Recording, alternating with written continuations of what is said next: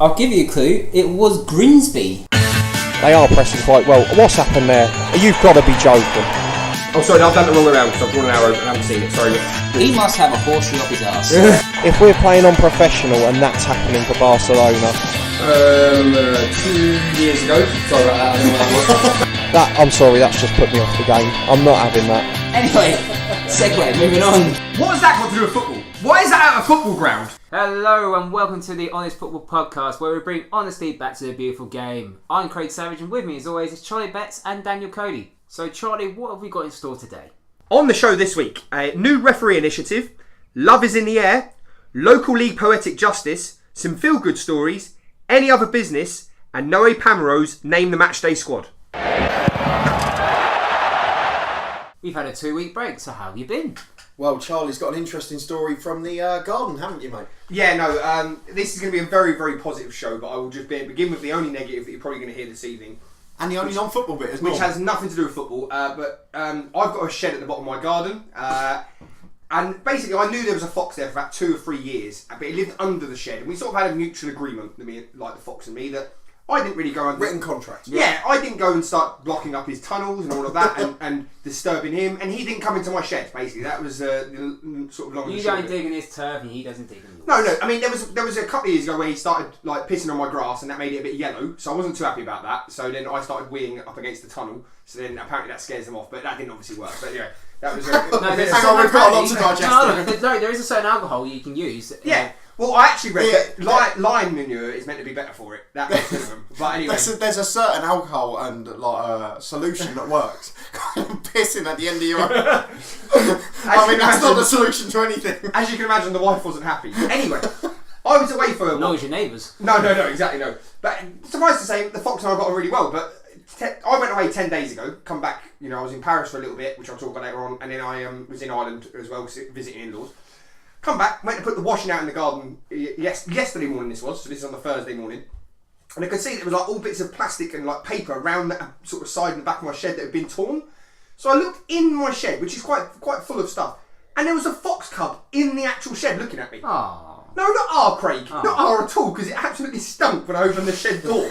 So I called the RSPCA and they went, "We got to let the fox out." Okay, I said, but I didn't put it in there in the first place. But anyway, so I let open the shed door. The fox must have gone down a hole or something like that. It had shat all over my garden furniture. Like, all over the shed. It stunk of piss. Honestly, the thing was horrendous.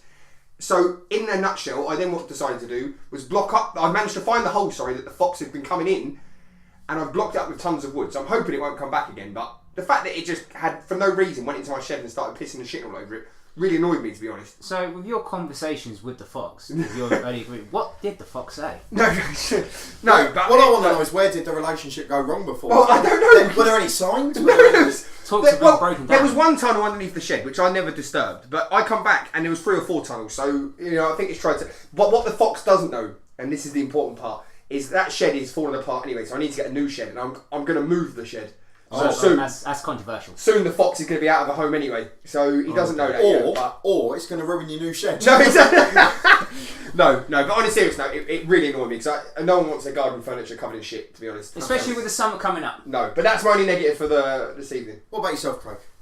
It's just been a long one. I've had a lot of football lately, and obviously you two came to watch my match. So we're moving on to the football we've watched in the last week and a half. Well. So one of the live games we went to, it's not actually going to be my main one, which you probably thought it would be, was that we went to watch Craig's team, Crawley Green Reserves, against Marston Shelton Rovers. Quite a mouthful. Which was quite a Twitter handle to find. And the score, Craig, was 5-5. Yes. Which is classic non-league football, isn't it? Yeah. Goals galore. Can I just point out that myself and Charlie decided to go on a 40-minute journey to watch this and pay £1.40 or £1.20 for a can of Coke, rather than the Tottenham City Champions League quarter-final, which turned out to be one of the best football games of all time. Well, the thing was, where we were sat, because there's a little stand there, isn't there? Yes. The clubhouse obviously backs onto that, and you could just hear constant roars when they were watching the Champions League match. Obviously, I was on the other side of the pitch where the clubhouse were, and I could hear the cheering from the clubhouse. It certainly wasn't for the game, was it? No.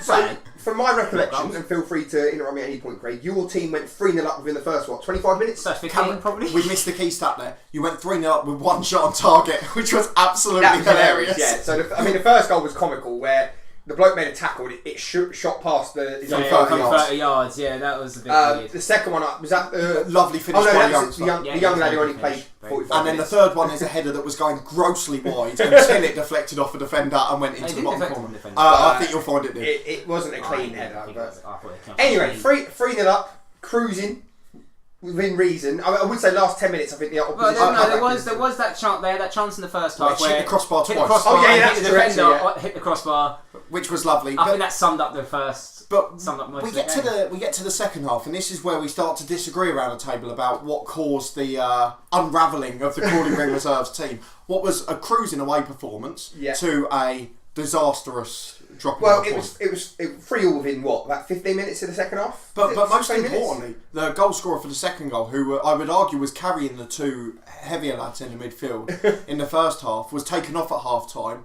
And this is why myself and Charlie were quite investigative with this, is why he came off. Because he was having a good game, and it was to give another youngster a turn, which is absolutely fine, but you don't have to take the other youngster off to do that. You're allowed more than one youngster on the pitch. I don't think there's a rule on it. However, points beside that, it got back to 3-2 quite quickly, but then it settled down a bit again. Which then... then came the big bit, which Charlie, I can't explain how dumbfounded he was by this tactical decision. There was a change of formation, which I'm not saying was down to you at all, Craig, but you're on the management team, so... I think that suggests that Craig was responsible. There was a change of formation. Unfortunately, the lad who then come on at left wing back, first ever time he touched the ball was a foul throw, and then gave away a penalty on the edge of the box, which I must say resulted in a free kick on the edge of the box, which resulted in a superb free kick. That was postage stamp. I called it. I said to my unbelievable. So I think you've been a bit polite in these tactical changes, because the left back before the change in the back four had gone to centre half. Yeah. So they'd gone from a 4-2-3-1 to a 3-5-2. That's right. The left back had gone to left centre half. The right back went off, and the right winger went to right wing back. And bless him, he was a good player on the wing. He's not played in defence in his life. So we had a right wing back and a left wing back. Neither of them really probably knew what their position was or understood their role, and it caused a bit of a defensive disaster, should we say. Yeah, and I think it was just it was a lot of exposure out wide. I think it's probably the polite way to put it. Anyway, you against probably the run of play with Craig, would you admit you went 5-3 up? So you managed to get 2 goals in quite quick succession. Yeah. And the last one, which I got was a great forward, superbly taken. Oh, absolutely. Running about 40 yards. I don't know where he's had that all season. And that 5-3 with, I think it was 12 minutes to go. 8 minutes to go, sorry. minutes. The celebrations from the Crawley Green Reserves dugout were those of, we've secured a victory, were they not? Those of, we've come back and we've wrapped up the 3 points. Yeah, come on, lads! No, I don't think it was. We won the game. It's more like relief. Yeah. I did feel sorry for you. soon. I did feel sorry for you because I do remember after the 5th goal, you did that sort of like concentrate. You point at your forehead, and you said that's the one bit I was going to give you credit for. And then unfortunately, They fucking didn't listen. 8 minutes somehow they scored 2 goals. Again, I think quite sloppy, probably. I mean, the corner. There was one that went through the keeper's body as well. To be fair. It was similar to what happened with David De Gea against Messi on the it was Tuesday. But they couldn't get near him on the corner. I mean, there was no one near him. For me, being part of that, positives was obviously we could score goals finally. Negative defensing was shocking. Yeah. But not until the formation was changed. As me and Charlie have alluded to on a number of occasions. They did get an absolute bollocking at the end of the game, which they do deserve, because obviously they conceded 5 goals in the second half. But what I would like to hope is that the players then bollock the management team for changing to a back 4. No, because we didn't draw the game then. They fucking did it. So what I would say, regardless, it was a very for a neutral point of view, entertaining. It was a brilliant game. For a neutral game. And it was a fantastic game, and we can still clinch. I just want to point out that Jose Mourinho lost his job for saying it wasn't me blaming the players. But well done, Craig Savage, for taking the responsibility. Well, I've got to say, great game of football. It was an in terms of probably what's the word, like for the purist, awful, because the defending show from both teams was appalling. It was entertaining. We said attacking fantastic, and defensively was shit. As I say, simple as. Range of prices. On the flip side of that, I went to a game in Northern Ireland. I went to Ballymena versus Cliftonville. I won't bore you with it because it's possibly one of the most boring games of football I've seen. Every game you go to, you say it's the most boring. No, I'm normally quite good. No, I'm the first one there to say that the games are quite exciting. We're doing the good, the bad, and the ugly tonight, I'm afraid. So, but first half was okay. Second half would just become a snooze fest, really. But I will say, Cliftonville's ground was actually one of those old school sort of football grounds, really close. Clifton. Yeah, so it was an away game. Yeah, although part of the ground is falling apart, so that's condemned. So you can actually sit in that bit. But you know what? The football was rubbish, but the experience of watching in like a proper close old ground, you don't necessarily get too often outside of League 1 and League 2. It was really good. So yeah. Well, that leads me on to my experience live of the week, which was Charlton v Luton last Saturday. Obviously, Luton's 28-game unbeaten run ended on the pitch.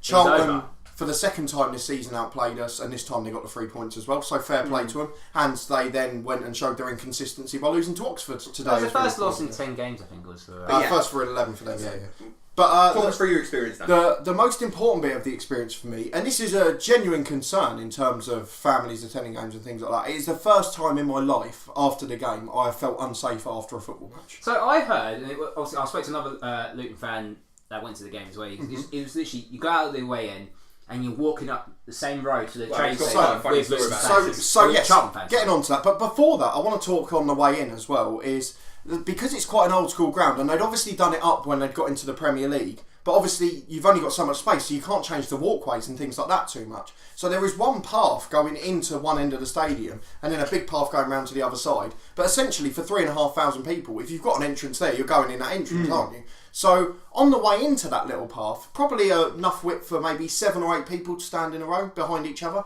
But also on the way there, they have the refreshment stand on the left, which is a porter cabin, which for 3,500 fans who want a drink pre-match, they're 28 unbeaten or having a laugh, they had 3 people serving that. Okay? I knew he'd get good about and one person pouring pints, £2.60 for a bottle of Diet Coke, £3.60 for a burnt sausage roll. So I'm not happy about that. That's poor. Crisps, if you wanted them, £1.80. Unbelievable. What? Never seen crisps for that price. What packet of crisps were they? Just standard walk. London prices. London prices. But because the fans were queuing up so far back to get into the refreshment stall, there was a huge barrage of people, and you couldn't get into the stand quickly. No. And it caused absolute chaos. So I've heard this story. My favourite part is yet to come. But that was just getting into the ground. It was all fine. We got in. It was a good game of football. Once you're in the stadium, it's a beautiful ground. Yeah, it's nice. It's a nice ground. Yeah. Leaving the ground is where we had the problems. Okay, so as Craig rightly mentioned, you come out of the ground, and both the main home stand and the away stand come onto the same little road, just a terrace street basically. And halfway through the road, so basically where the road markings would be, they have a line of police officers to separate the fans. Okay, those police officers on this occasion were largely on police horses. Okay, so all being well, the fans walk up the road and that's lovely, and then at the top of the road the segregation ends and the fans all meet. So what the point is, I'm not quite sure. However, one of the police horses wasn't particularly comfortable with the huge crowds walking up the road. So what it decided to do was run out of the segregation it had made and start running at fans. This, as you would expect, caused the divide to not work because there was now a gap in the divide. Everyone moved down, and then before the end of the road, the fans met. Which wasn't a problem because most of the fans just mingled. We were having a chat with a couple of Charlton fans who said, well, they do this in every game and it causes more problems than it prevents. But I can understand London policing. Due to previous incidents, you've got to be quite vigilant. There was protests on the other side of London. Exactly. But not at this game. But what happened when we got to the end of the road, obviously just the divide ended and there was an entrance for the away fans to get a train back to London and for the home fans to go into Charlton to go home. And also there was an alleyway into the train station which was blocked so they could monitor the amount of people on the platform because obviously there were more than there was that could fit on the train. But what had happened here is a large melee had broken out. Largely initially between Charlton fans and then some Luton fans joined in. We're not condoning that, that's not good. We don't want to see that. We don't want violence. However, there were around 20 police officers who had all come out of their divide at this point and started dealing with that, rightly so, did a good job.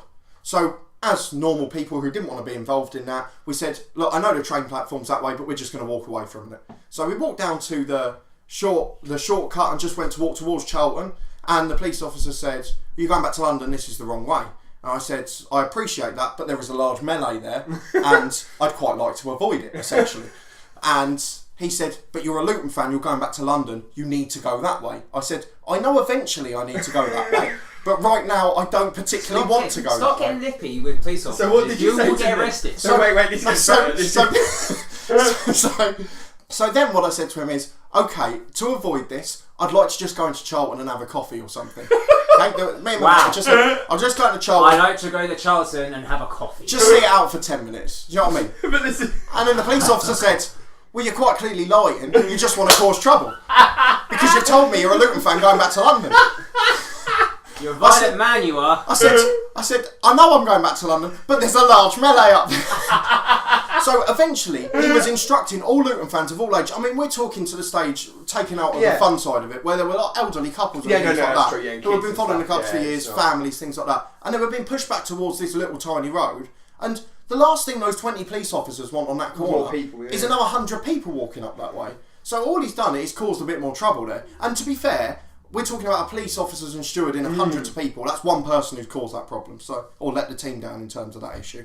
But the biggest thing then was the train platform was obviously absolutely ram-packed. We had 3 trains go past before we got on a train, and we were just queuing on a street for half an hour, and it started to piss down, which was lovely. But eventually we all got home. So you had a great day. You didn't get into Charlton for a coffee? I did not get into Charlton for a coffee. The Valley Cafe, which is on the corner of the street, was very sensibly closed, and to get down to the town centre is apparently not allowed of part of your freedom of walking around the streets of London. So, And now it's time for Ramble of the Week.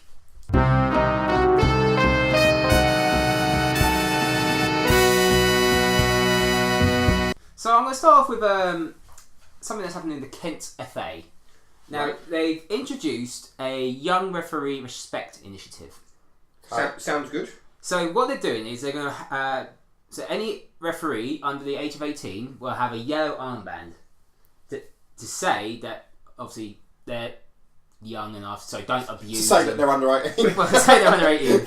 So they're keen to support all referees in the game, but it's important to remember that those under the age of 18 are still children. Correct. The yellow armband will aim to remind everyone that the referee is still subject to children's safeguarding legislation. Yeah. And should therefore be protected, encouraged, and treated with the utmost respect. Yeah. So I just want to know what your thoughts were. In terms of an initiative, it's a good idea in theory. It could work. However, the problem is that we've all played football on a Saturday, a Sunday, or watch kids football in some capacity, whether it be a family member, a friend, kids, or whatever. The problem comes when you get a pushy parent who just wants to win, or someone on a Saturday or Sunday who's just upset they've let in their 13th goal, as Charlie probably will by the time this Rambles come out. More on that later. But the problem at that stage is we've got to the situation in this country, and in football generally, where people can't control their emotions. In any other sport, fans intermingle, they sit together. In this country, in this football, Quite tribal, isn't it? It's just so tribal. And I'll give you an example of it. Nothing to do with this story at all. There was an Arsenal fan on Thursday night who said, "I'd rather us go out the Europa League than us win it and Spurs win the Champions League." That's just ridiculous. Why would you not want your team to win a major trophy? Oh, so you don't. Forget what your rivals. So he doesn't want his rival. He doesn't want to win the Europa League, but he doesn't want. He'd rather not win something if it means his rivals don't, than just enjoy winning something. That's the thing I don't understand. Well, they're cracking Super Cup tie, though. North London Derby. But that gives us an insight into the fans' perspective. My problem is that once people they lose control of their emotions, this isn't going to help. No. Secondly, unfortunately, some people use the fact that there is a young official. We've all been there on a Sunday morning. This team, they've seen there's a young official. They're going to try and bully him into decisions and stuff. Yeah. And if basically you're just giving them an armband and saying, "Badge, here's a badge. I'm under 18. I'm young. I'm inexperienced." I read something a few months ago, and another local FA have used different colour referee shirts instead of obviously black. They do like a violet to obviously the tone of the colour. Obviously, but under 18s is like referees. So obviously, if you approach them, obviously with the colour of the shirt they're wearing, it calms themselves down. Hopefully, in the politest way possible, though, and I mean this in the politest way possible. If someone's going to kick off about a decision, at that heat of the moment, you don't care whether the referee's 17 or 77. You know what I mean? If you're that enraged you don't care if they're 17, 77, male, female, black, white, whatever. If you're that enraged by it, you know, all of that sort of, what's the word, rational... People with that mentality, they just have that mentality, and you have to educate it out of them. You can't help with things like so that. I do think it's... It's a good idea generally, but unfortunately it will be spoiled. I can see how it works. Yeah, I would like to see more of an education of how to actually... more of a respect ethos in the game. But that's the problem. The guys that actually play football haven't got the time to bother to actually. No, I get that. That's my biggest problem. It leads to my biggest point, and it's the biggest difference between this country and other ones in Europe when it comes to officiating youth games. Forget about the Saturday Sunday League, but the youth games is in those levels, like we mentioned Iceland before, every coach, even of a youth team, has to have a UEFA B licence, that's right. which means they've done at least 3 levels of child safeguarding courses and things like that. and all the other bits that go Let's with be it. honest, most Saturday, Sunday and kids teams here are coached by the most willing parent. They're not coached by someone with badges. And taking all the jokes aside we've had about that before, that does lead to the fact they haven't done any children's safeguarding courses. Unless they happen to be in a workplace that does it. They've not had that experience. They don't know what to do. They don't know what the requirements are. They're not qualified to deal with it. Without going back over a very, very early episode of ours, a lot of that comes from the fact it's too expensive to do these courses, which then, like you say, leads to people not ever being educated. Yeah. No, I think you're right.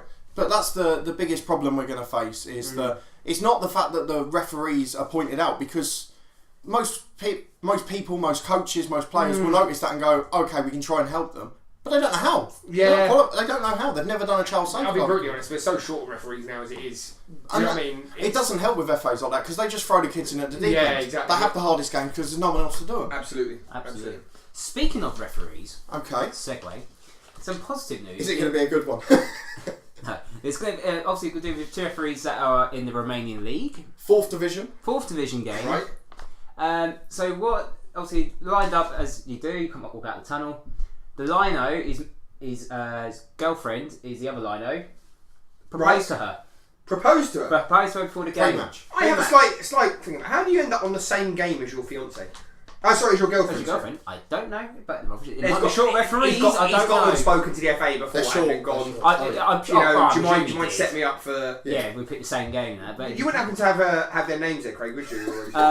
This sheet of paper that. Well, he doesn't know because he's using my article, so he's not worried about they are. And it's scribbled all over the place. Yeah, it is. Yeah. No, I'm joking. No, it's a lovely thing actually. Do you know what I love? Hopefully they spend the rest of their lives together. Do you know what I love? There's the picture there. There's the picture there of it on the piece of paper Craig's got. The players are just in their normal pre-match huddle, not giving a shit. Not giving a shit. I don't know what's going on. Do you know what the best part of that is? It's somewhere in the article, I can't remember if the number was 4 or 7, but same effect. They said, the 4-member crowd went absolutely wild. The attendance was either 4 or 7. That was it. It was absolutely brilliant. It's got to have been better. Well, no, fair play to you, actually. No, that's different. I'm in no position to talk about romance. For all, for all we 7 know, supporters. 7 supporters. So for all we know, they could have met through football. It's their common hobby. And it could have been the most fitting thing. And it's a lovely story. we wish everyone happiness. So happy days.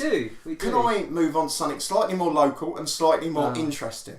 No. So I have to be very careful with this for reasons we will later find out. Yeah. And I am going to report this factually with no opinions. So I apologise if it sounds like I'm being boring. I am being enforced to do this. Okay. No, you don't have to do it. It's simple. It could get edited. No, there's been a situation I think we need to shed a little bit of light on. So had this story not involved any of us, we would have been all over it like we would have been all over it. It would have been our main headline.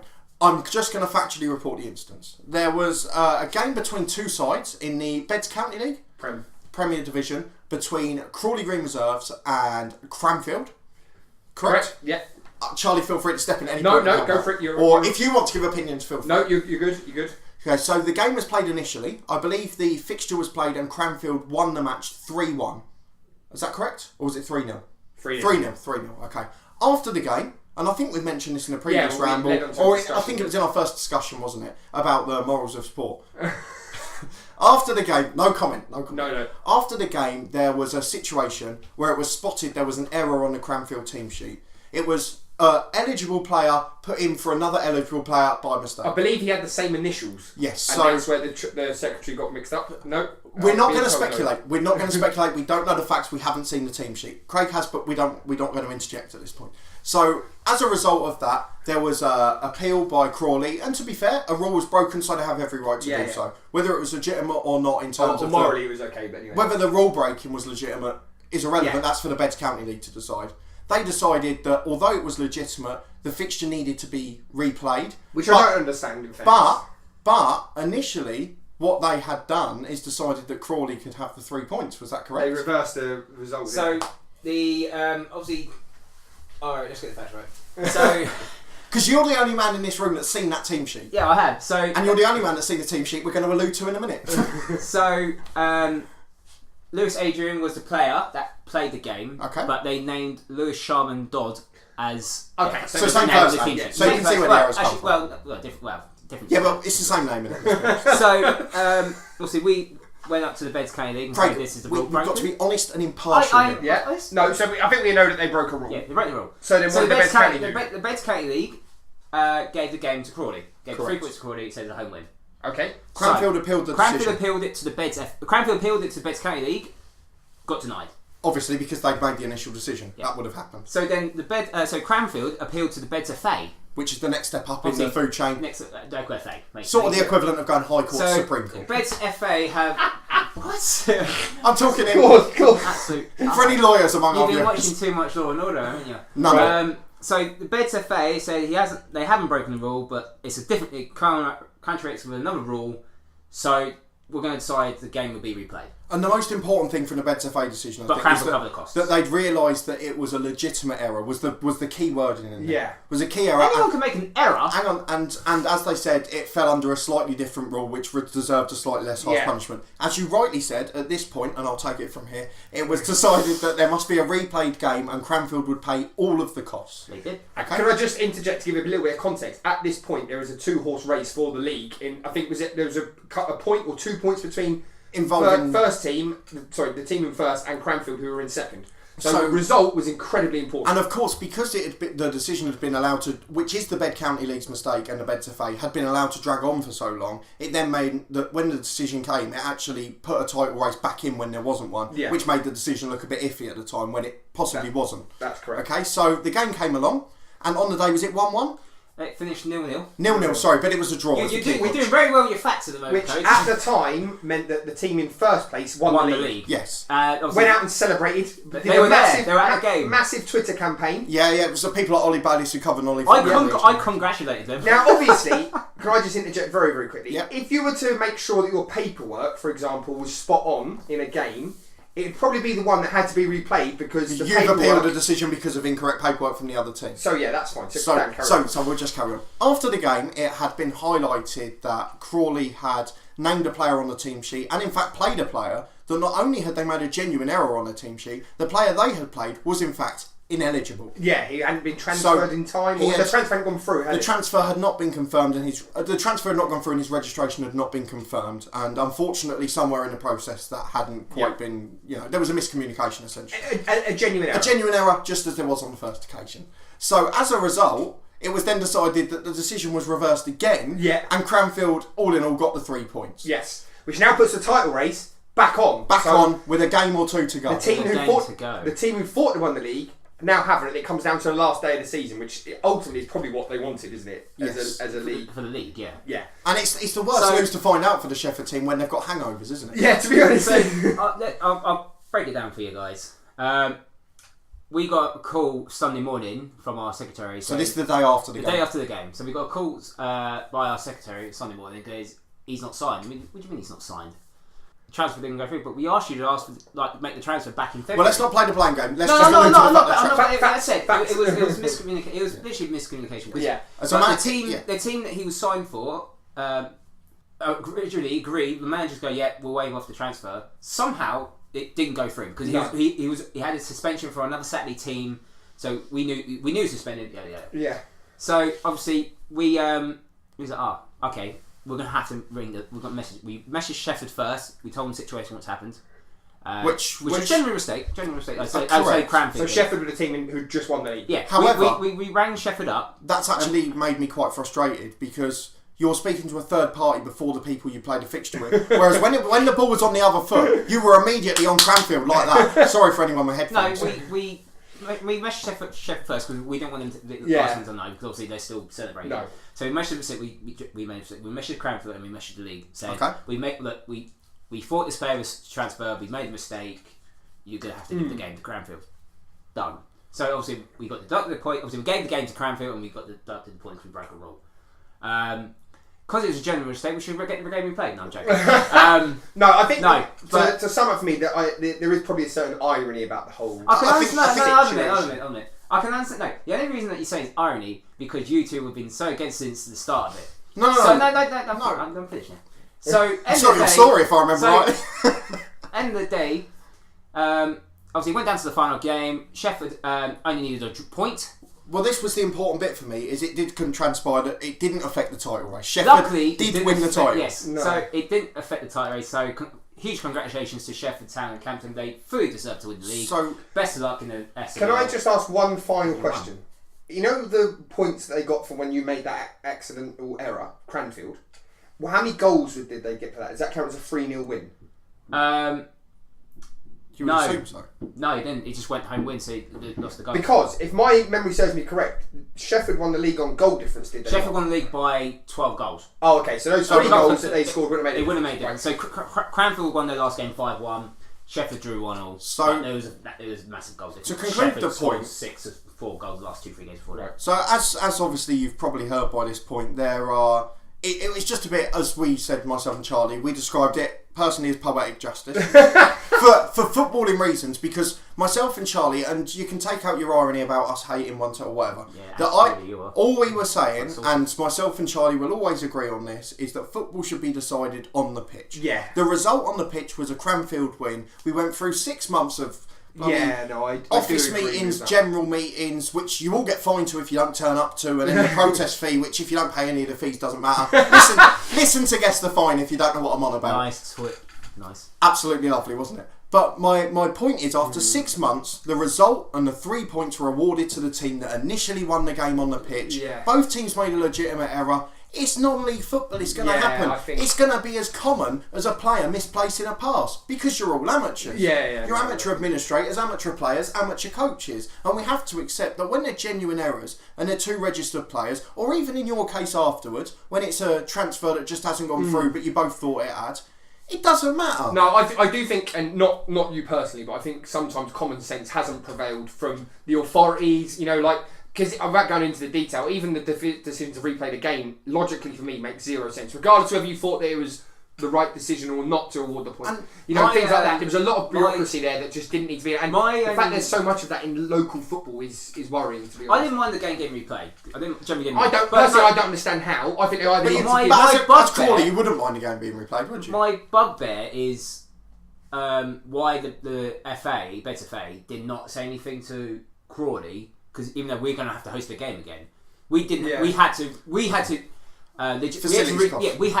ring them up. So why you got this game? Yeah. And they said, they said, well, you don't need to know that the game's getting replayed. Well, we kind of do because we have to play.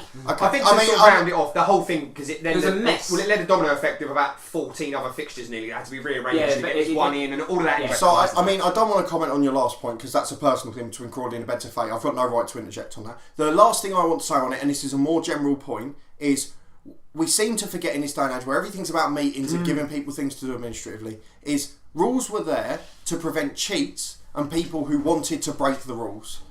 Rules are not there for people who make accidental errors that do not, in the grand scheme of things, lead to any problems whatsoever. No, I totally agree with you on that. Rules are there for people who are cheating. Let's show a bit of fucking common sense. Yeah, I think you can probably agree with that. Common sense. That's the one that we all agree. It was a hot mess. But at the end of the day, the right team won the league. Moving on, moving on to more good news. Former Liverpool and Newcastle player Jose Enrique. Very good news. Excellent stuff. You received the all clear following the surgery to remove a brain tumour. That's very good. He had he was going to lose. It was 1 in a million type of tumour he had, and he could have lost his sight. But he announced during the week that the area is clean and he's looking fantastic. So all the best for Jose Enrique. Fantastic left back.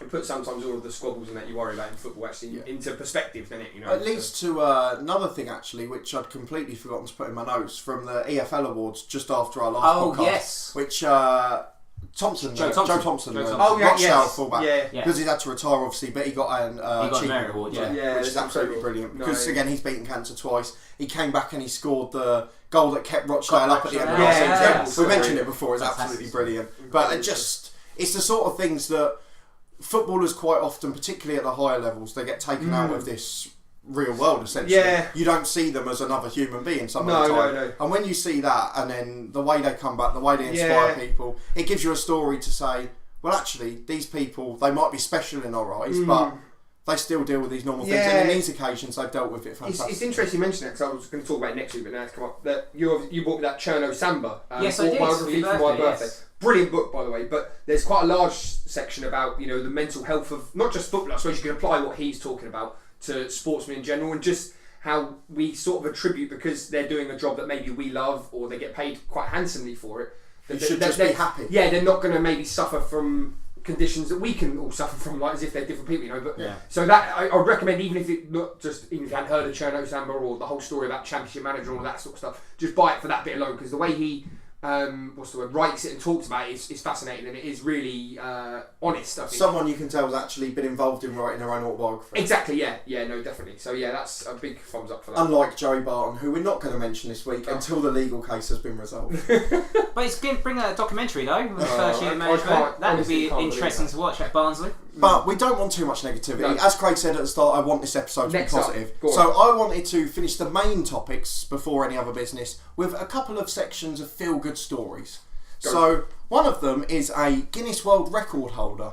Now you're going to have to bear with me on all sorts of pronunciations. Oh right, yeah. We have got a world record holder, the oldest active player to play in an official recognised match. Which is incredible. At the age of 73, so I nearly made that word. 93? I will say, you see the picture, he looks 93. He looks, well, almost 74 years of age, but there's some cracking background to this as well. His name is Itzhak Haik, I think it is, but apologies if it's wrong. Apologies for any Hungarians out there. He's Iraqi born and playing in Israel, so I don't know why you're apologising to Hungarians, because that's not going to help at all.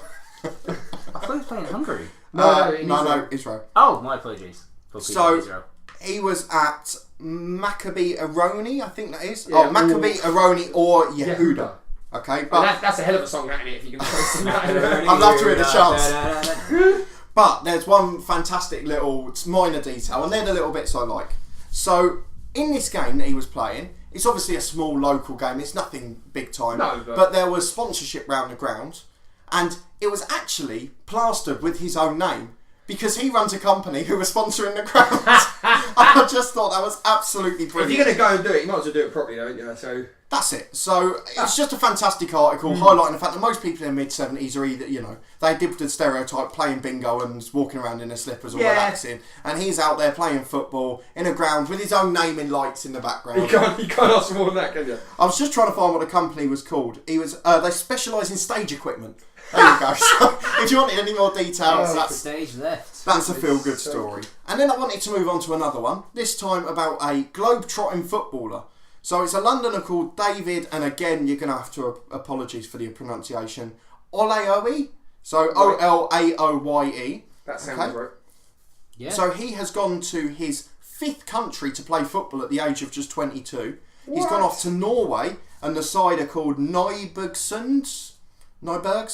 Apologies if it's wrong again. Go Nybergsund. But a year ago, he was playing in Buenos Aires in a lower league Argentinian team in one of the hotter climates in the world, and now his first game in Norway was at a temperature of -9. What? So it was climate change. It was absolutely brilliant. But he was just talking about his experience of going around the world and doing what you say. It's what I love. Yeah. But rather than saying getting stuck here, we've sort of seen so many players who haven't made it at professional clubs. They've gone down to the lower leagues. You mentioned then we get affected by the normal issues. You've suddenly got to find a job. Yeah, exactly. And it can lead to mental health issues and things like that, which is unfortunate. But this guy, what he's done, he's gone around the world. He's got his experiences in terms of what we would do if we wanted to travel. But he's also at the same time been involved in playing football in different countries and got all of those experiences, met new people, learnt new languages. And I just thought it was a really lovely story of football's for everyone, and you can make your dream happen anywhere. Yeah, totally agree. Totally agree. Are we on to any other business, or? Yeah, I think we can move on to any other business. Yes. Did you hear about the Benfica fan who Benfica were playing Eintracht Frankfurt in the Europa League, which I'm going to mention again in a minute, actually. He drove all the way from Lisbon to Frankfurt. What? Wow. But he went to the wrong Frankfurt. Oh no! So there's a Frankfurt Idol, but obviously Eintracht Frankfurt playing Frankfurt Main. Yeah. So he drove over. He's the only Benfica there, so he made the 16-hour drive from Lisbon, and to realise he has made the game, and his reaction was, "We're fucked." I mean, I didn't know where you were going with that. So it's absolute disaster for him, and Benfica went out on the away goal rule. And speaking of Frankfurt, there was another bit of news, not the sort of thing I normally cover, but I wanted to talk about a transfer for a young player who's getting quite a lot of attention, which was Luka Jovic. And obviously, Frankfurt came back and won that tie in the second leg. Yeah, they won 2-0. Which was brilliant for them to get to the semi-finals, first time in about 26 years. I think. Chelsea. So it was either 1980 or 1990 the last time they'd been there. But Luka Jovic, they've agreed a £7 million permanent deal, and he's one of the best young strikers in European football. I just thought they have got an absolute bargain there. So just another bit of good news for a club. But I wanted to mainly talk about a couple of non-league stories which weren't quite so positive. And I thought you wanted a positive story. I did, but one I want to just annoy Charlie with. Oh, I know where this is going. The other one was a bit like the one we talked about with the unique situation. It's petty rules where there don't need to be some. So I want to talk about this one's absolutely baffling. Renfrew FC, who play in the Scottish Junior Leagues. Right. Okay. Scotland. So the linesman checks the studs and shorts as they normally do, make sure all of the tape matches, colour and things. We've mentioned in Sunday League football it's playing. Ridiculous, but yeah. One player was asked to show they were wearing boxer shorts. Wear boxer shorts. Yeah, so just to show, like, in case they had any the Undershorts, hamstring things, undershorts, things like that. But it was turned out he had a pair of boxer shorts, loose fitting, and they did not match the colour of the shorts and socks. And he was asked to go to the changing room to change into black boxer shorts. We're talking in amateur football. It is ridiculous. So this is like me turning up in my grey Gabor Kiraly tracksuit, right? And then they go into the game and say, "Well, you've got black boxers on, you can't play." Yeah. But I always remember that. I don't know. You find playing for Crawley, like, because it's a maroon colour. It's quite difficult to get. Because they want you to have the same colour. You tape. can't get maroon boxers for a reasonable working class. No, I can. and maroon tape, even I can't get maroon tape. You can't. Which obviously at the elite level I get, but we had that when we were playing for USL Ram to the purple, didn't we? yeah. When you get purple tape from it, it has to be the same colour and stuff. So I mean, it is. As long as it's the same shade. Yeah, but what I mean is that in amateur football, you have to be. This is going back to what we were just saying about earlier about common sense, not always. But what colour boxer shorts? How does that affect anything? That's my question out of that. Depends how shorts is. They're not showing over the shorts because he had to reveal them. It's not like the 80s where the shorts were really, really high. Exactly. I mean, it's absolutely. I've got a quick non-league story just because we'll sandwich it between the two negative ones. Yeah. So there was a game recently between Sydenham United and Streatham Rovers. Oh, I know them. Yeah, you probably do, but I don't. You don't know them. No. Thank you very much. So that was riveting content. Sydenham United are at home, and this is a London FA. I think it must be a county cup match or something. Anyway, the point being that it's two local teams. Sydenham United arranged their starting lineup so that if you took the first letter of their first name, it's spelt out SRFCARESHIT. Which, if you're playing Streatham Rovers, would mean Streatham Rovers Football FC are shit. Which I thought was lovely. And the tweet that cracked me up was that Streatham Rovers tweeted, "Here's the team sheet for tonight's game, and we are absolutely furious because Sydenham have fielded their players to spell out SRFC are shit, and we know this for a fact because Dane Francis, a striker, is wearing number 3. Hope the league committee throw the book at them for this." That's fucking brilliant. I mean, what are you going to do? Just have a bit of fun. It's good to see someone with a bit of comedy on it. It's just very laugh that they know who the striker is and thought, right, he's definitely not playing left back or whatever. Right. So yeah, I like that. But have you got some more? Because I've got a want to couple end more. on this I've one. got a couple more. There was a game in the Swedish second division. right, good place to start. Go on. Yeah, so it I know was where you're going with this. the substitute, Matthias Brilliant. Ogson, came onto the field and he was immediately injured. Right. Immediately. Immediately. How? Brilliant. The guy that came off accidentally poked him in the eye. So they went to do the quick eye Absolutely. five, poked him straight in the eye. He had to come off. He had to come off straight away. No. Yeah. The game didn't even restart. No, he had to come off. He literally came in and went, "Oh my god, my eye." And again- no, I've got a problem. But again, it's another thing that's a petty rule. Because he'd entered the field of play for Counts 3 as yards, a it counts as a sub, sub. yeah. Use your common sense. It doesn't matter, does it? That is quite funny. Then again, would you count that as a rule where once the referee whistles for the game to restart, does he now classify him as a That's substitute? fine. That's fine. But he hadn't. He literally, they'd passed hands a yard onto the pitch and he poked his eye. I love stories like that. But it was quite funny. Go on. One more thing from me is there was a cup final, the Anagrams Records Trophy, which had to be cancelled. Right. So there wasn't a cup Can final. I just say, I've played in like the early rounds of this. It's the most pointless trophy ever. But anyway, go on. So Why is it called the Anagrams Cup? Is it a sponsor? No idea. I don't know what area it covers. I was playing for a team called Langford. They were in it, but Crawley weren't, and yet we were in the same league. I don't know what. I had no idea whether it covered an area or whether it was the invite only. No idea what it was. Old friends. Exactly. I have no idea. Honestly, an anagram. I don't know if that's. So here's the fact. What actual facts? So, following trouble at a recent Middlesex League Cup final at Uxbridge that saw flares and damage to pitch furniture, the Hearts FA requested assurances from Clapton community, which is the Clapton, obviously the fans that obviously were involved with the owners of Clapton FC, So they made their own team up.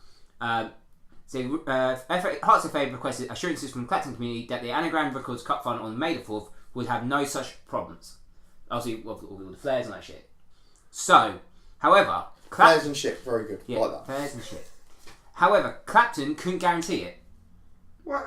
Because, obviously... Who Clapton can guarantee it? Clapton obviously have a big fan base, obviously, so they can't... Obviously, there's obviously no steward in there. But how can you guarantee that? You can't. No club can guarantee You that. can't cancel the cup for them, surely. So, here's the next thing. So, they're supposed to play Catholic United in the final. Catholic United? Catholic United. As in, like, the religion? Yes, Catholic. What a name for a team that I is. know. So now, this final might probably be played in pre-season. Oh, this is ridiculous. Or perhaps not at all. I would say, I know we said the season would be positive, but the whole undertone of the whole episode is bloody stupid bureaucracy and rules getting in the way of actual football. That is ridiculous, honestly. Unfortunately, Charlie, I'm going to end it on probably the worst one of the lot, I'm afraid. And it's quite a serious issue, but, well, make what you will of it. Obviously, this week, one of the biggest things that has been a talking point is racism in football. Yeah, of course. Enough's enough. Enough's enough, and obviously there's been a big social media campaign with professional players in the PFA, rightly so. A decision came last week which I can't quite get my head around, and he knows what I'm going to mention. Yeah. So there was a game in October last year, we actually mentioned it in a ramble, which was between Padiham FC and Congleton. Right. And the game was abandoned when Congleton were 3-0 up because the Padiham keeper had received racist abuse. Right. And then in the dressing room, a lot of their... Because you'd mentioned it because a lot of the players had money taken out of their wallets and things like that. Right. The decision, because the reverse fixture was due to be played last weekend, or last week at some point, I think it was the 10th of April the decision came out. So before that game, obviously the decision had to be made on what the fines were going to be and things like that. So both teams were charged with various offences. But here's the interesting bit, and obviously we have to state at this point that we don't know all of the facts and any things that have happened in between, but on the face of it, it doesn't look particularly good for the FA. So Congleton, who were charged for being the team responsible for the abuse, so we need to point out at this point, it was no member of staff or playing staff at Congleton FC, it was from fans who, even the Padiham team had announced, it's probably fans that we don't expect are regulars there. So people that had got in through the gate, but unfortunately at these stages we know the clubs are still responsible for their terraces. Congleton were fined £160 for the incidents and a breach of rule which had led to the racial abuse. Yeah.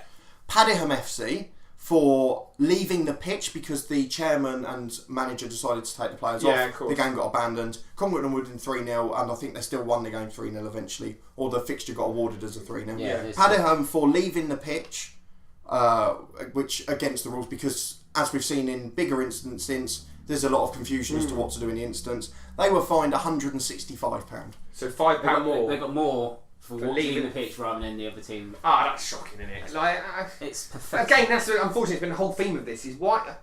At what point do you think that's a logical, fair, and the problem is they're looking what at them. Encouragement does that again, mean? it's the rule book. One rule was probably written 15 years before the other one, and they don't match up at all. And where's common sense? A bunch of old gits that don't know any common sense. You haven't gone to a non-league game. We mentioned this during. It's starting to fucking piss me off. But it's not. This is happening at all levels. I mean, in the sense of we mentioned when we did that IFAB episode that there's people at the top of the game. I mean, I'll different side story. That I sent you a picture about the Twitter rule. Yeah. Completely wrong. So the actual Twitter account for the people who make the laws of the game put out the wrong rule for it was incorrectly written and all that. Anyway, the point being is that this is now happening at the top of the game. It's also happening at the bottom of just people who aren't either involved in football or haven't been for a long time or haven't really played the game at a level of enjoyment, and therefore they treat it more as a business.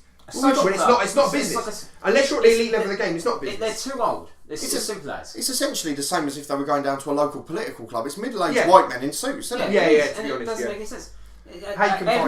Every season it needs to regenerate. You need to move in with the time. We definitely don't want racism in the game. You don't want racism on the non-league game. You don't want racism in social media. But when was the last time? I mean, I haven't been to many league meetings or any of that sort of stuff. But I would wager that most meetings are chaired by someone who's older than well past their age of retirement of playing football. And all of that sort of stuff. I would like to say old middle-aged white men, to be honest. When was the last time maybe a league meeting was chaired by someone our age, or someone who's not long finished playing football, someone who's been involved at football on a Sunday morning, not someone who happens to have maybe run a business once and thought, do you know what, I'll take that and apply that to my Sunday. The problem we have for the next 15 or 20 years, and I do think it will take that long, is because when there's a position that comes up, so like the FA when it comes up, the electing to the board is the rest of that room. Yeah. And it's still another 10 middle-aged white men. And they're as you say, they're employing or electing one of their club to protect their club. Job to the boys, isn't it? Yeah, and it's something that's got to change. We've got people like Premier League footballers, like Danny Rose last week, saying, I can't wait to retire. Yeah, that's not how it should be. And then you take away people who are in non-league, and again, you've got people who are walking off the pitch and they get penalised for it. And I know there may well have been other stuff that went on, but on the face of it, that seems ridiculous. Absolutely ridiculous. It's got to be stamped out, and it has to start from the top. It can't It's start not at like bottom. they walked off the pitch because it was a bad referee decision or anything like that. They walked off because they stood up for their own teammate who racially got abused. It shouldn't be like that. But again, it comes back to everything. This is the last thing I'll say. It comes back to everything we've said throughout various points in this episode. It doesn't seem to have any common sense about it at the minute. You know, there's zero common sense in the admin side of football. Oh, what a strike, Camero! An unbelievable strike from the Frenchman. And now it's time for Name the Matchday Squad. You sure it's not question of the day? No, it's the second take at doing that. Last ramble that we had out, we obviously substituted Dan, who was injured, for your brother Ben. And That you didn't still work. won, Craig. Still won. So The streak is still It's alive. the music. So, given this week there was an unbelievable match between Man City and Spurs, Shit. I was trying to think, and obviously they're I playing know what it's tomorrow. I know where it's going. We're going to go back to the 4th of February 2004, which was an FA Cup replay, Fourth round replay, yeah. fourth round replay between Spurs and Manchester City at the old White Hart Lane. Notable because obviously it was a 4-3 win for Man City, and they were 3-0 down at half time And down 10 men. Down to 10 men. I won't say who. I remember watching it. Were you there with me, Craig? In we the now demolished Stockton Regional Sports Club. But anyway, that's another Did we story. watch it off or watch the working match? No, we had training and then we watched after. Anyway, yeah. that's It's irrelevant. That aside. So basically, you're gonna name the Matchday Squad. For anyone who hasn't listened, it's anyone Rules on the who's screen. rules on the Yeah, screen. on the Anyone who screen. started. Sudden death. Sudden death, and that's basically it. Really quickly, I didn't know David Pleat was manager of Spurs that day. Yeah, because Caretaker. because Glenn Hodder got the sack, didn't he? Yeah, and Kevin Keegan was obviously manager of Manchester City. How many subs did both teams make? So Spurs made 2 subs, and Man City made 3 subs. So, okay, cool. who would like to go first? I think Cody's time to go first. So Charlie, cue the music. And I've lost. So, the first player, I'll go for the man who got sent off, Joey Barton. Yeah. Yeah, Joey Barton obviously Don't started worry, for Man City. Yeah. I'm gonna go for another Manchester City player. I'm gonna go for Sean Wright Phillips. Sean Wright Phillips. Yes, he started for Manchester City. I'm going to go for a man who I think, if I remember rightly, scored a hat-trick in that game. It's John Macken. John Macken did play. He didn't score a hat trick. No, he didn't score. He scored the winner in the 90th the winner. minute. That's why I remember him. I knew he scored. But yeah, no, he did. He was one of the subs to come on the pitch after 27 minutes. And what a player he was, by the way. He was indeed, yeah. I'm tough gonna now, go isn't for the streak might go today. I'm gonna go for Christian Ziga. Christian Ziga came off after 60 minutes, but he did start for Tottenham. He scored. He scored. I want to go for the safest bet in the Manchester City team. And I've done this before, You've like done I did this, with it's Ashley never Cole with worked. England. It's And he never went wrong. worked. I'm going to go for Richard Dunn. Richard Dunn did play for Man City that day. I'm gonna go for his other defensive partner in Sylvain Distan. He was captain that day, and he did also play and scored to life. He scored the first goal. I It think. is squeaky bum time now, and I am out of ideas. We are going to go for... There are some brilliant names in. There's some great names. There probably are, and I don't know any of them. So I'm trying to think for Spurs, because I know who their first choice keeper was at the time, but would they have played their first choice keeper? Oh, I know who the keeper was. Because their first choice keeper at the time was Casey Keller, but I'm not quite sure if he played in that one. But I'm going to go for him. Casey Keller. He did start and goal that day, yes. Casey Keller did I play. was going to hang on in my head for the random reason. That's a bit late, isn't it? Yeah. I am going to go for Ledley King. Ledley King did also play for Spurs that day, yep. Before he became injury prone. Who else have we got about? I can't remember the name of that left winger City used to have, but he probably didn't play. They also had an Elka there at the time. But when he can't have played. Would he be a Bolton? Oh, he did go to Bolton, didn't he? No, that's too early. That's too early. Sure? I'm not going for him either way because I'm not confident enough. Okay. But I really haven't got many other clues. So let's think about Spurs in the early 2000s. We'll give Charlie plenty of editing work while we're going along as well. It's not quite Running out of it's not- business it's- space. I'm gonna gamble on a right back. I'm almost certain didn't play, but I just want it I over with at think this I know who you're point. gonna Stephen Carr. Stephen Carr started for Tottenham Hotspur. I mean, you've got to get one wrong now, mate. I'm done. Robbie Keane. That was my next lucky guess. Robbie Keane, yes, played for Spurs that day. Sorry. I think he did score as well. I'm trying to think. I think I'm named all the Spurs scorers now. I'm trying to think. The season before West Ham got relegated, the foe went to Tottenham, but I don't know if it was January or the summer after. That's the problem. See, here's the thing. I know the answer to that question. Yeah. And the same with Michael Carrick as well. No, Carrick was still at West Ham. I'll give you that one. Well, do you know what? Because I haven't got any other ideas, and I know he's probably not, but I'm going to go for Jermaine Defoe. I thought he'd been cup tied.